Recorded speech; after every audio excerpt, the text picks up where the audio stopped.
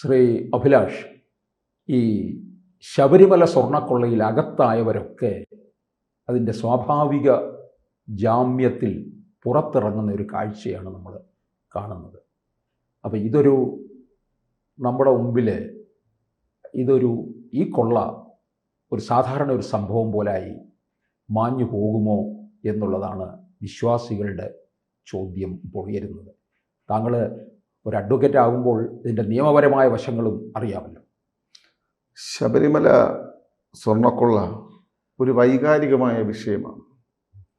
അത് ഹിന്ദു വിശ്വാസികളെ സംബന്ധിച്ചും അത് മാത്രമല്ല മലയാളികളെ സംബന്ധിച്ച്, വിശ്വാസികളെ സംബന്ധിച്ച് ഏറ്റവും വലിയൊരു വൈകാരികമായ മതസ്ഥാപനമാണ് ശബരിമല.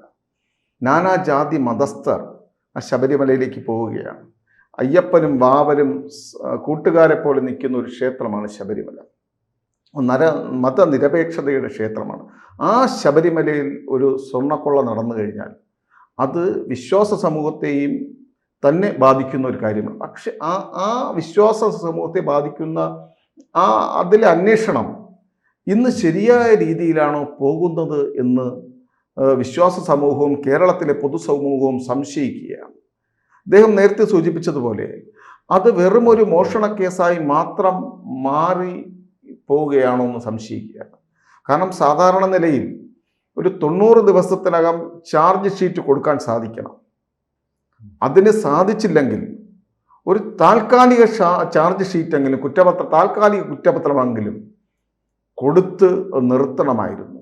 അതിനൊന്നും ഈ SITക്ക് സാധിച്ചില്ല എന്നുള്ളത് ഒരു ദൗർഭാഗ്യകരമാണ്. ഈ താൽക്കാലിക കുറ്റപത്രം കൊടുത്ത് അങ്ങനെ നിർത്താൻ സാധിക്കും, ഒരു പരിധിവരെ നിർത്താൻ സാധിക്കും. പക്ഷെ അപ്പോഴെല്ലാം ഹൈക്കോടതിയുടെ ഒരു ഇൻ്റർവെൻഷൻ നടക്കുകയും ആ ഹൈക്കോടതിയിൽ നിന്ന് ഒരു കിട്ടിയ കണക്കിന് ഒരു SIT ഇങ്ങനെ പോവുകയാണ്. ആ ഒരു വിഷയത്തിൽ അല്ലെങ്കിൽ 2 FIR ആദ്യം എടുത്തു. ആ വിഷയങ്ങളിൽ നിന്നെല്ലാം ആ തദ്ദേശ സ്വയംഭരണ സ്ഥാപനങ്ങളെ തെരഞ്ഞെടുപ്പിന് ശേഷം ആ 2 വിഷയങ്ങൾ ഫോക്കസ് ചെയ്യുന്നതിന് പകരം മറ്റു പല വിഷയങ്ങൾ ഫോക്കസ് ചെയ്തുകൊണ്ട് ഇങ്ങനെ ഡൈവേർട്ട് ചെയ്ത് ഒരു കൺഫ്യൂഷൻ ഉണ്ടാകുന്ന രീതിയിലേക്ക് SIT പോകുന്നില്ലേ എന്ന് ഇപ്പോൾ സംശയിക്കുകയാണ്. 2 FIR എടുത്തു. അതിൽ ഊന്നി നിന്നുകൊണ്ടുള്ള ഒരു അന്വേഷണമായിരുന്നു ആവശ്യമുണ്ടായിരുന്നത്. അതിൽ നിന്ന് ഡൈവേർട്ട് ചെയ്തു കൊടിമരത്തിൽ അന്വേഷിക്കുന്നു. ഇപ്പോൾ അയ്യപ്പ സംഘം ഇതൊക്കെ അന്വേഷിച്ചാൽ മാത്രമേ അതിൻ്റെ സത്യാവസ്ഥകൾ പുറത്തു കൊണ്ടുവരൂ. പക്ഷെ നമ്മുടെ മുഖ്യം എന്ന് പറയുന്നത് അയ്യപ്പൻ്റെ സ്വർണം കട്ടുകൊണ്ടുപോയവരെ പിടിക്കുകയാണ്. 2019-ലും 25-ലും വിദഗ്ധമായ രീതിയിൽ ഗൂഢാലോചന നടത്തി സ്വർണം കട്ടുകൊണ്ടുപോയവരെ പിടിക്കുക എന്നുള്ളതാണ്. അതിൻ്റെ പിന്നിൽ പ്രവർത്തിച്ചവരെയും പിടിക്കുക. പക്ഷെ അതിൽ നിന്ന് SIT ഇപ്പോൾ വഴുതി പോവുകയാണ് എന്നുള്ളതാണ് യാഥാർത്ഥ്യം. ഇന്നിപ്പോൾ ബാക്കി എല്ലാ പ്രതികൾക്കും, പുറത്തിറങ്ങിയ എല്ലാ പ്രതികൾക്കും 90 ദിവസം കൊണ്ട് കിട്ടുന്ന ജാമ്യമാണ് ലഭിച്ചത്. സ്റ്റാറ്റ്യൂട്ടറി ബെയിലാണ് ലഭിച്ചത്. ഇന്നലെ തന്ത്രിക്ക് കിട്ടിയിരിക്കുന്നത് 57 ദിവസമായുള്ളൂ എന്നാണ് എനിക്ക് തോന്നുന്നത്. 41 ദിവസം ആയപ്പോഴേക്കും അദ്ദേഹത്തിന് തന്ത്രിക്ക് ജാമ്യം കിട്ടുകയാണ്.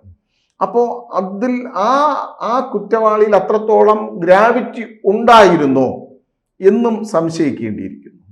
കാരണം ആ ജാമ്യം കൊടുത്തത് വിജിലൻസ് കോടതിയാണ്, ഹൈക്കോടതിയല്ല. നമ്മൾ ശ്രദ്ധിക്കേണ്ട കാര്യമാണ്. ഹൈക്കോടതിയല്ല അതിൽ ജാമ്യം കൊടുത്തത്.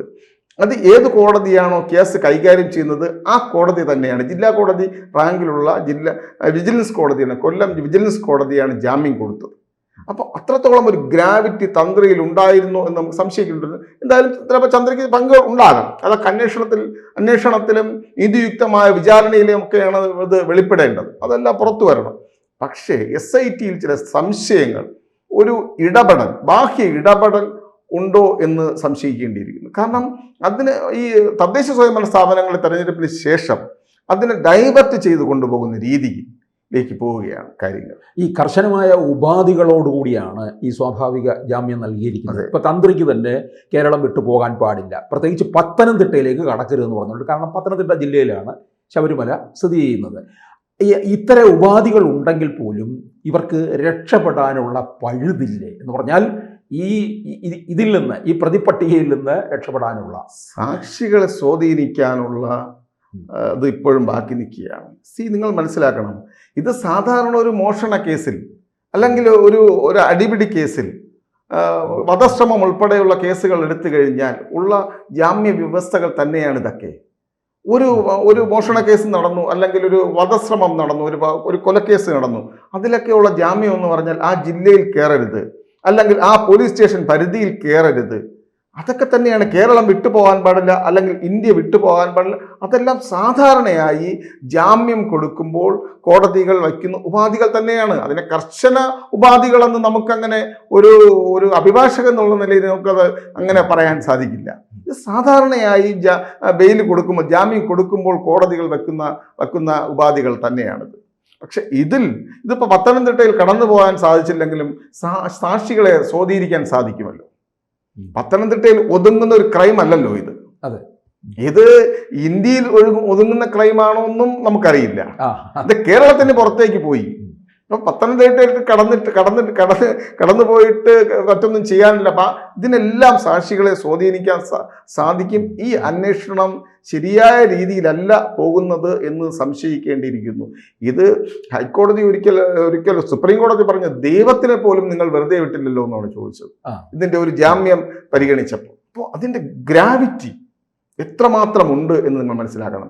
ജയശ്രീ എന്ന് പറഞ്ഞ ഒരു പ്രതിയുടെ ജാമ്യം സുപ്രീം കോടതിയിൽ പോയപ്പോൾ ജാമ്യം അനുവദിച്ചില്ല, പക്ഷെ അറസ്റ്റ് ചെയ്യരുത് എന്നൊരു ഇന്ററിം ഓർഡർ മാത്രമാണ് സുപ്രീം കോടതി പാസ്സാക്കിയത്. ഇത് ഏത് തരത്തിലേക്കായിരിക്കും ഇതിൻ്റെ അന്വേഷണ കാര്യങ്ങൾ പുരോഗതി ഉണ്ടാവുക?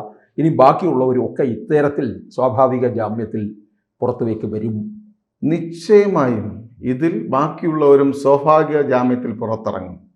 ഇതിപ്പോൾ അവസാനം ഉള്ളത് പഴയ ദേവസ്വം ബോർഡ് പ്രസിഡന്റ് പത്മകുമാറാണ്. പത്മകുമാർ ഉൾപ്പെടെയുള്ളവർ, പത്മകുമാറുണ്ട്, അതിനുശേഷം ഒരു ദേവസ്വം ബോർഡ് മെമ്പറുണ്ട്, വിജയകുമാറുണ്ട്, അവരൊക്കെ സ്വാഭാവിക ജാമ്യത്തിൽ പുറത്തിറങ്ങും. ഇതിൽ ഏറ്റവും അധികം ക്രൈം ഉള്ളത് പത്മകുമാറിന്റെ ഭാഗത്താണ്. അതിന്റെ ഒരു പ്രഭവ കേന്ദ്രം എന്ന് പറയുന്നത് അദ്ദേഹമാണല്ലോ. മിനിറ്റ്സ് തിരുത്തി സ്വർണം എന്നുള്ളത് ചെമ്പാക്കി മാറ്റിയത്.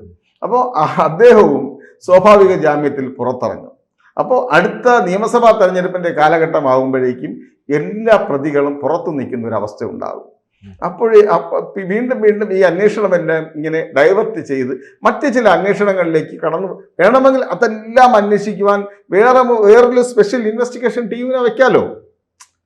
സുപ്രീം കോടതി പറയുകയല്ലോ, ഗവൺമെന്റ് ആവശ്യപ്പെടണം, അത് ഇപ്പോൾ കൊടിമരത്തെ സംബന്ധിച്ചൊരു അന്വേഷണം നടത്തണം, അതിന് വേണമെങ്കിൽ മറ്റൊരു ടീമിനെ നിയോഗിക്കാം. അല്ലെങ്കിൽ അയ്യപ്പ സംഗമത്തിന്റെ അന്വേഷണം, അതിനൊരു സ്പെഷ്യൽ ടീമിനെ, ഈ ടീമിൽ എന്തായാലും 2 ക്രൈം നിൽക്കുകയാണല്ലോ. അപ്പൊ അതുമായി ബന്ധപ്പെട്ട് അന്വേഷണം നടത്തി അതിൽ കുറ്റപത്രം സമയബന്ധിതമായി കൊടുക്കുക എന്നുള്ളതാണ് അതിന്റെ ഉത്തരവാദിത്തം. അതിൽ നിന്ന് മുന്നോട്ട് പോവുകയാണ് ഇവർ. പക്ഷേ അങ്ങനെ വരുന്ന സമയത്ത്, ഇനി ഈ തെരഞ്ഞെടുപ്പ് കാലമാകുന്ന സമയത്ത് ശബരിമലയിലെ പ്രധാനമായും ഒന്ന് ശബരിമല സ്വർണ്ണക്കൊള്ളയും അതുപോലെ തന്നെ സുപ്രീം കോടതിയിൽ ശബരിമല യുവതീ പ്രവേശവും നിൽക്കുകയാണ്. സർക്കാരിനെ കൂടുതൽ പ്രതിരോധത്തിലേക്ക് കൊണ്ടുപോകാൻ കഴിയും അല്ലേ? നിശ്ചയമായും സർക്കാർ ഇപ്പോൾ തന്നെ പ്രതിരോധത്തിലാണ്.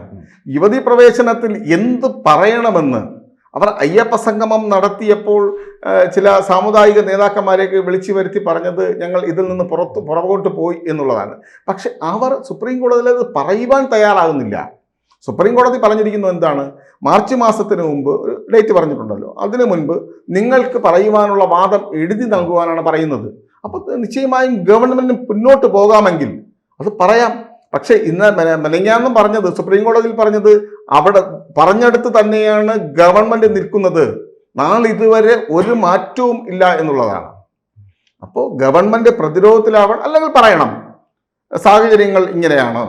കഴിഞ്ഞ 2018 മുതൽ 2025 വരെയുള്ള വിഷയങ്ങൾ എടുത്ത് പരിശോധിച്ചു കഴിഞ്ഞാൽ ശബരിമലയിൽ സ്ത്രീ പ്രവേശനം അനുവദിക്കുന്നത് കേരളത്തിലെ പൊതുസമൂഹം അല്ലെങ്കിൽ വിശ്വാസ സമൂഹം അനുകൂലമല്ല, അതുകൊണ്ട് അതിനെ നിങ്ങൾ എതിർക്കുകയാണ് എന്ന് പറയാമല്ലോ ഗവൺമെന്റിന്. ഗവൺമെന്റ് പറയുവാൻ ഇന്നും തയ്യാറായിട്ടില്ല. ഇനി യോഗങ്ങൾ കൂടണം, ഇടതുപക്ഷ യോഗങ്ങൾ കൂടണം, CPM കൂടണം എന്നൊക്കെയാണ് നിയമവകുപ്പ് മന്ത്രി പറയുന്നത്. അതിൽ എന്തായാലും മാർച്ച് മാസത്തോടു കൂടി ഇങ്ങനെ ഒരു തീരുമാനം എടുക്കേണ്ടി വരും ഗവൺമെന്റിന് എന്നുള്ളതാണ് യാഥാർത്ഥ്യം. കൂടുതൽ വാർത്തകളും വിശേഷങ്ങളും നിങ്ങളിലേക്ക് എത്താൻ ABC മലയാളം സബ്സ്ക്രൈബ് ചെയ്യുക, ബെൽ ബട്ടണും അമർത്തുക.